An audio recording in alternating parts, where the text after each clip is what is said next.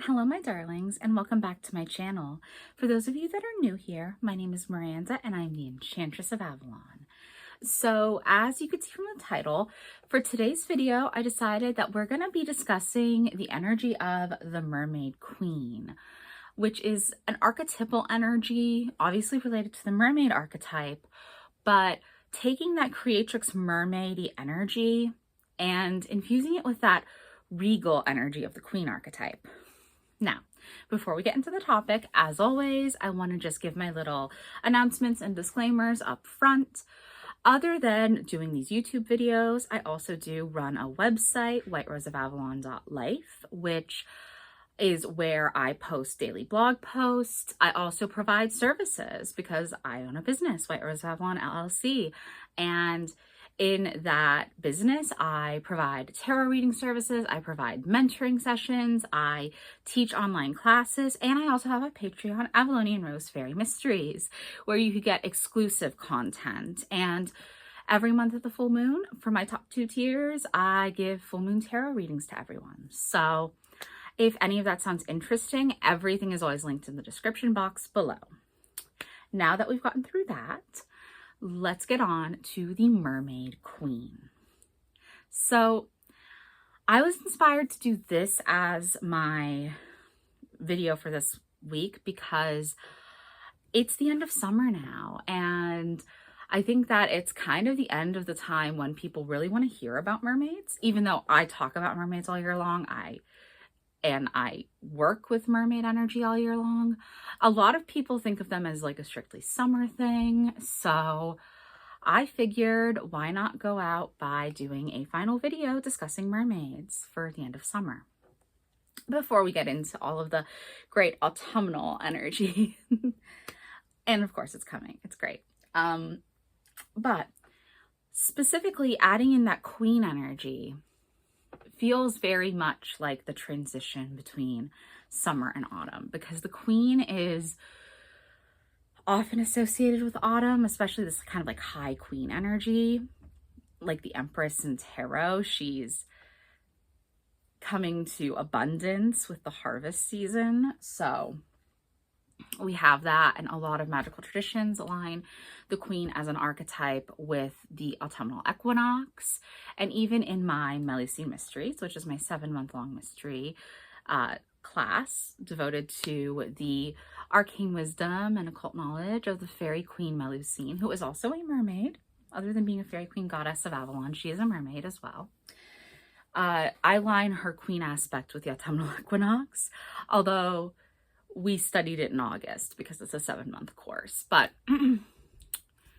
that aspect is very autumnal to me. And I've seen a lot of other magical and spiritual practitioners align queen energy with autumn and with the autumn equinox. So yeah, it just feels like the Mermaid Queen is that perfect transition point. So that being said, let me just grab my notes. So that being said, basically, I think of this energy of the Mermaid Queen as, I think I said it in the intro, but it's the combination of the mermaid's creatrixy energy, that creatrix lover energy, balancing out with the queen energy, more regal and elegant, right? Sovereign queen. The queen who is the ideal wife and mother, that kind of energy. Because she is the queen ruling over her court, and she is usually a consort as well, or has a consort, one or the other. And we can almost think of it as balancing the Empress of the tarot with the High Priestess, because mermaids have both. Obviously they have Empress energy in the whole like lover and sexual aspect, but the High Priestess is the psychic energy, the channel of the divine, and the arcane and occult knowledge and wisdom within there. So that kind of psychic energy is very much part of mermaids because the water is associated with psychic energies. This is why the Queen of Cups in tarot is such an incredibly psychic energy. She is the double water card after all, because queens are usually always associated with water, and the cups is of course the water suit of the tarot. So not to be misinformed.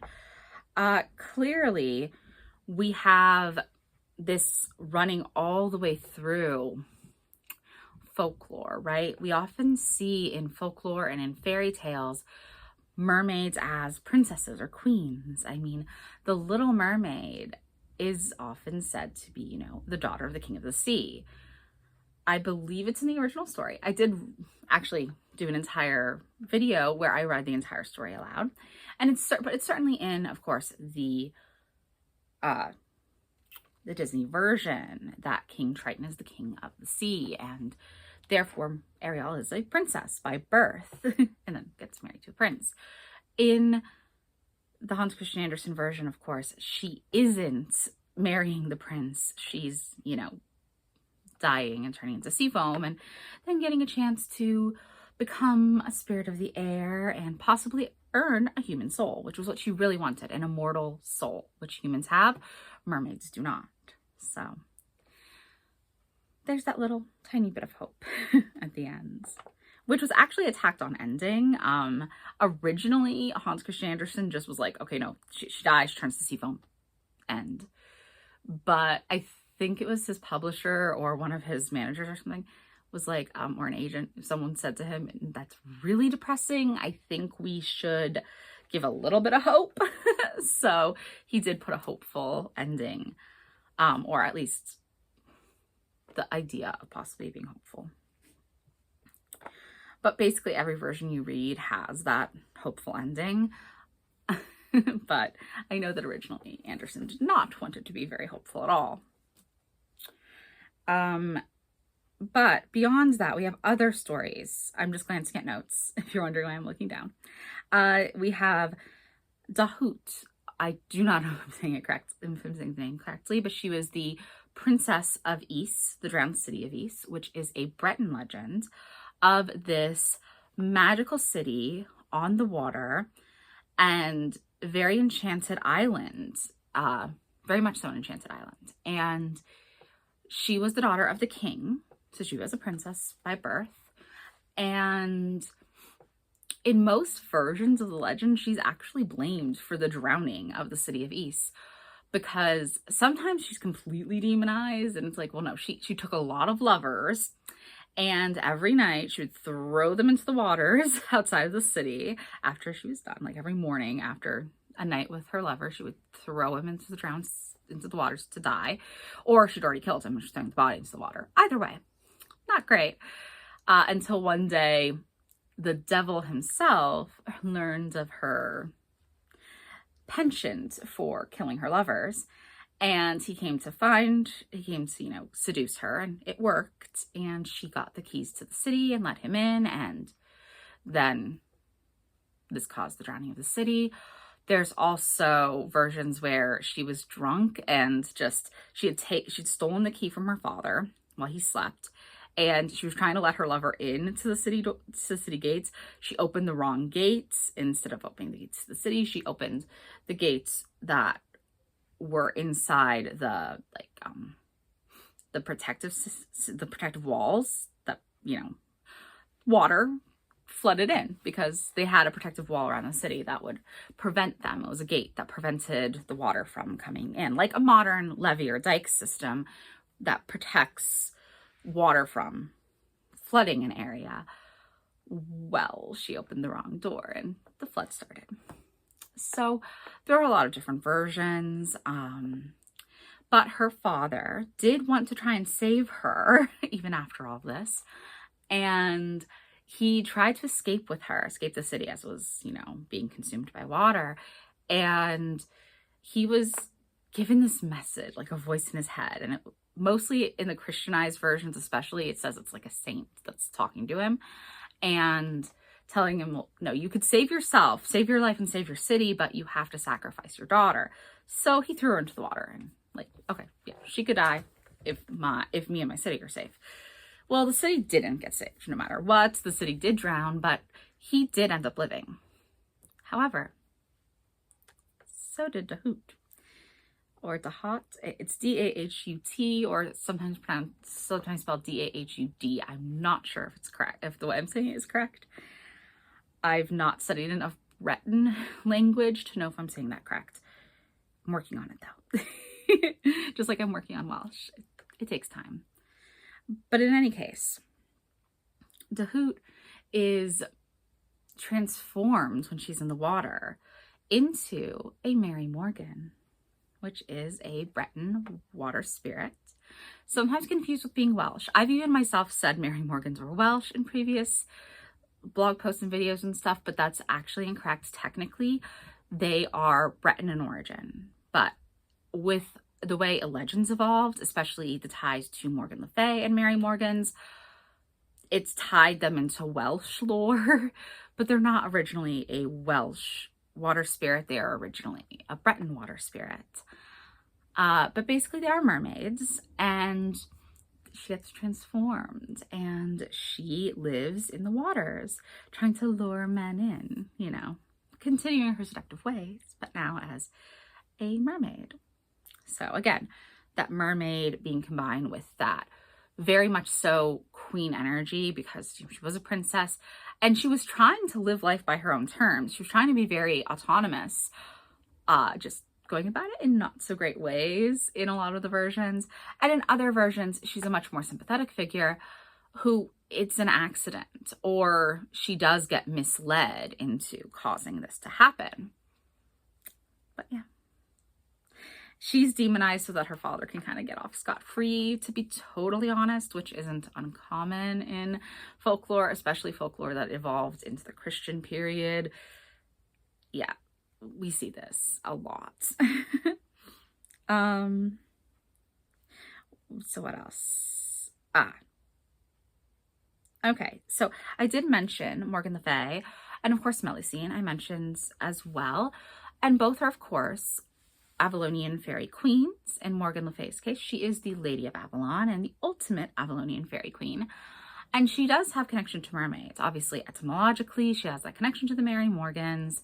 Even though they're Breton, she's usually Welsh. But that to me just proves that she is truly pan-Celtic. She went through all Celtic lands. If you don't know what Breton is essentially folklore that comes from Brittany in France. And yes, France was originally a Celtic land as well, and that's why we have that connection with the Gauls. The Gauls were a Celtic people, and ancient Gaul was in modern day France. So that's all interconnected. And that's also, I think, why we have such an abundance of French Arthurian legends being very popular. And also in Brittany, France, we have the Brocéliande forest, or it's actually called the Paimpont forest, but it is the real life Brocéliande, as that was the forest where all the French Arthurian romances were set. So it has this connection. And certainly, like I said, this is showing Morgan as pan-Celtic. I mean, she also has connections to Cornwall, because in a lot of legends, she was supposedly born of, like, supposedly Arthur's sister, you know, in some versions, in the most common version, she's Arthur's sister. And having that connection of her being Arthur's half-sister, it meant that she was the daughter of Igraine by her first husband, Gorlois, the Duke of Cornwall. So she was the daughter of the Duke and Duchess of Cornwall. And that's also why Arthur himself was born in Tintagel, Cornwall, because Igraine was still living there at the time. So there's that link to Cornwall. There's a link to Wales. There's a link to Britain. There's a link to Brittany in France.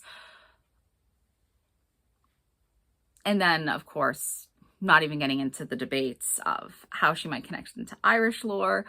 That is an entire can of worms I'm not going to go into, because we don't have a lot of evidence at all. So it's mostly personal gnosis that comes into play there. And I'm not going to get into one way or another, but I think it is fascinating how you could see Morgan Le Fay popping up everywhere.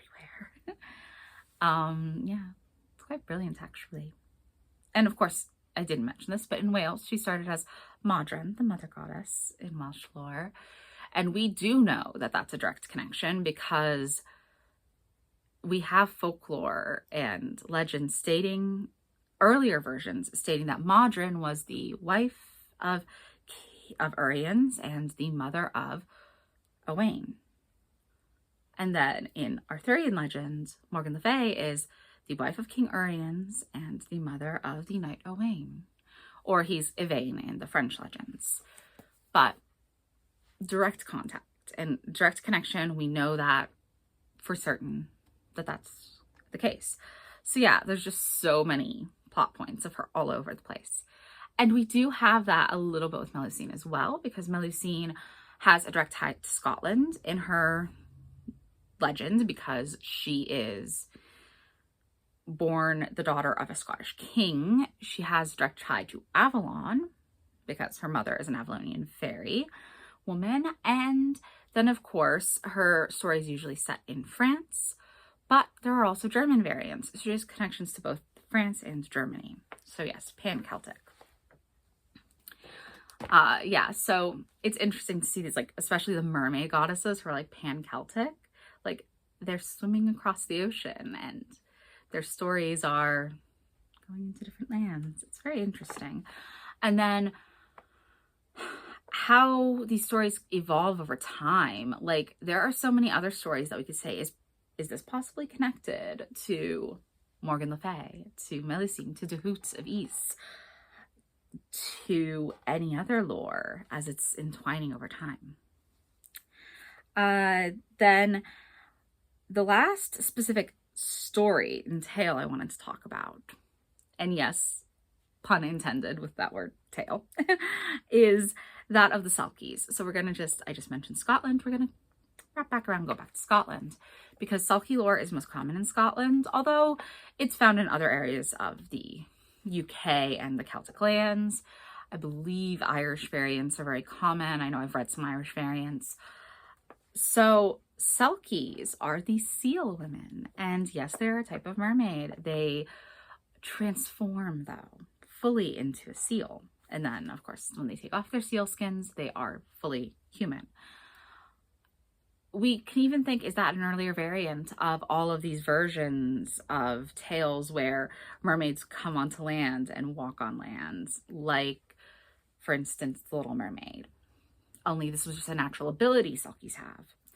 So, Selkie seal skins are magic, obviously, but it's also the only way that they can actually return to their home in their watery other world. So, when a seal skin is stolen, usually by a man who wants to marry this beautiful seal woman, she has no choice but to do what he asks because she can't return home anyway, and she has no place to go on land other than with this man who has said, I have your skin and now you have to marry me. But the Selkie is always a very good wife and mother, very loving, very nurturing, very caring. And she's great at tending house and she makes his meals, etc.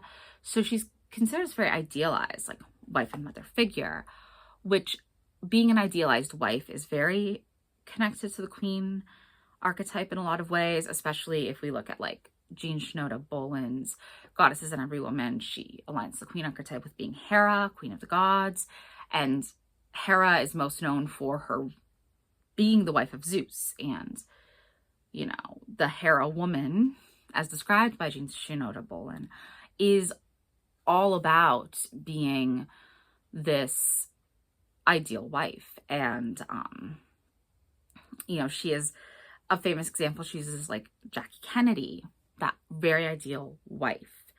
A political wife or a royal wife is very much so in line with this energy. So that's, I think, part of why I align Selkie so much with the specifically the Mermaid Queen energy.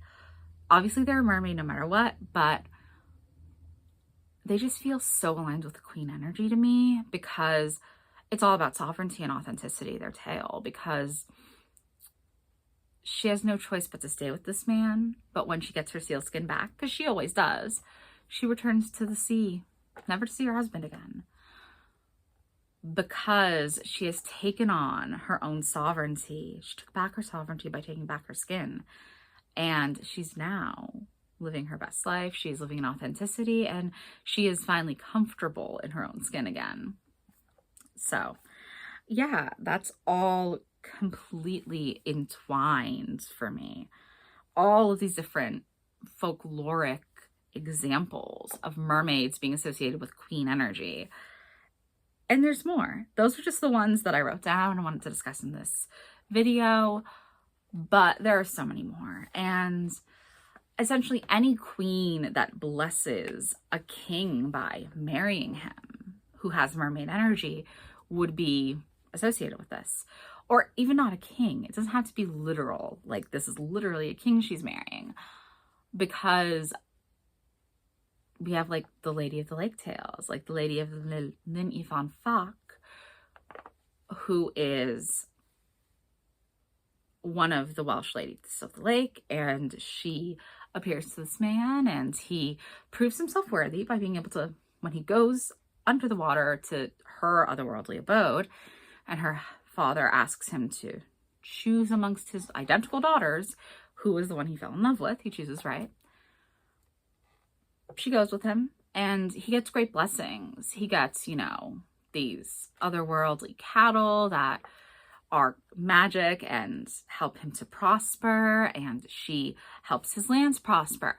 He's getting all of those blessings from her, which of course are forfeit once he breaks the compacts, because there's always an oath involved when you're marrying a fairy queen. You can't, or a fairy woman in general. As a human man, you have to promise something. In the case of the Lady of Llyn Ifan Fach, it was he could not hit her 3 times, which sounds terrible, but even accidental, like accidentally tapping her arm when he's trying to help her or something, little things, it counts. And when he accidentally hit her the 3rd time, it's an accident, but does not matter. She leaves and takes all of her blessings with her. So yeah, it's all about respecting nature. I think all of these stories do have that, because the other world, fairylands, they're all the abundance and beauty of nature made manifest. Nature as in the forests, nature as in the seas, and the lakes, and all of other bodies of water. So respect nature in order to fully achieve what you need to achieve. And then the last little things I had written down here for this video were, I think that I've also been so inspired to be talking so much about mermaids, even more. I mean, I'm always inspired to talk about mermaids, but I think even more so recently, because I have this past year been studying my sidereal and Vedic astrology charts, and it makes so much more sense to me. Now, do not get me wrong. I found so much in knowing my tropical astrology chart, but when I started looking into my sidereal chart and then my Vedic chart, it just made so much more sense to me, because it's like, oh, the things that I always questioned, that always kind of didn't make sense to me in my tropical chart, made sense when I looked at my sidereal. So the sidereal chart uses more precise calculations to determine your placements at the time of your birth for your natal chart. And then Vedic astrology is built upon sidereal, but more specifically breaks things down into lunar mansions called nakshatras, and there are 27 of them. So each sign, each zodiac sign has multiple nakshatras that could fall into it. And it's more specific. It's like, okay, you are this, but more specifically in Vedic, you are also this. So it adds depth and dimension. And it's also much more complex. I think that's why a lot of people are kind of intimidated by it, but I'm so glad that I've started studying it. But in sidereal, I found out that I am in fact a Cancer rising. And more specifically, in my Vedic chart, the nakshatra I was born under for my rising sign is Ashlesha, which is, again, that's water. Both are watery. Ashlesha is ruled by water, and it's literally a serpentine energy, and there's so much more. I've actually written a lot about it in some blog posts that I can link down below as I've begun exploring my charts. And obviously Cancer is considered the ultimate water sign. So it's like, that makes so much more sense to me. But even the nakshatra I was born under for my sun and my moon placement is, well, it's Leo. I'm a sun and moon in Leo in sidereal. But specifically, I was born under the Purva Falguni nakshatra, which is a Venus-ruled nakshatra that is furthermore considered related to water. It is also a water nakshatra. So I just have this intense watery energy in my Vedic chart. And it's like, yeah, that makes so much more sense than having a lot of fire and earth in my tropical chart. I'm very lacking in water in my tropical chart. So yeah, that made a lot of sense. And it's also, I think, inspired me to find all these other connections throughout my different aspects of life. And yeah, certainly it also aligns really well with starting the Melusine Mysteries, because I'm getting to talk about water fairies and mermaids all the time through teaching about Melusine and all of her amazing arcane wisdom. So yeah, it's been beautiful deepening more into my mermaid lore. Although I've always studied it a lot, it's just like I'm studying it even more, which I love. I'm so glad to be able to do that and to be able to share it with everyone. So I do hope you've enjoyed this video. If you have, please do all the things like, comment, subscribe, and of course, check out the blog posts I've listed down below and my website if you would like to work with me. So yeah, I hope you have a wonderful day now.